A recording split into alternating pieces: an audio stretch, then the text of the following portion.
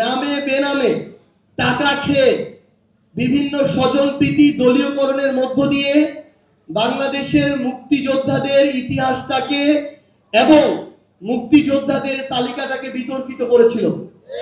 সেই তালিকার এখন পর্যন্ত সংশোধনও হয় নাই, সংশোধনের উদ্যোগও নেওয়া হয় নাই।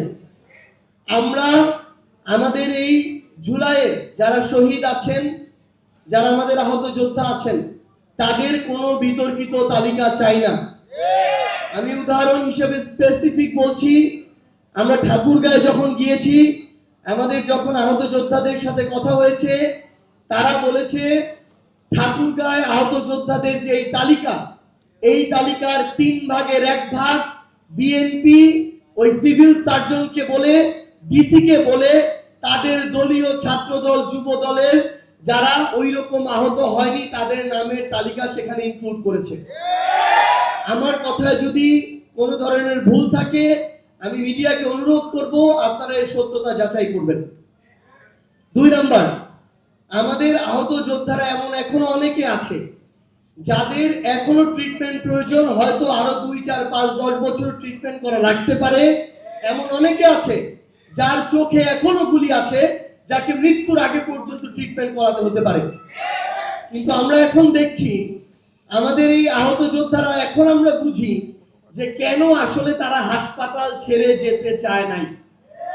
আজকে যখন আমার ওই সহযোদ্ধারা নিটোরে যায়, চক্ষু বিজ্ঞানে যায়, সিএমএইচে যেতে চায়, পিজিতে যেতে চায়, একজন সাধারণ রোগীর সাথেও যেই ধরনের ট্রিট করা হয়, তারা যখন পরিচয় দেয় তারা জুলাই যোদ্ধা, তারা তার চেয়ে বেশি সেখান থেকে একটা বিচ্ছিন্ন আচরণ তারা পেয়ে ফিরে আসে।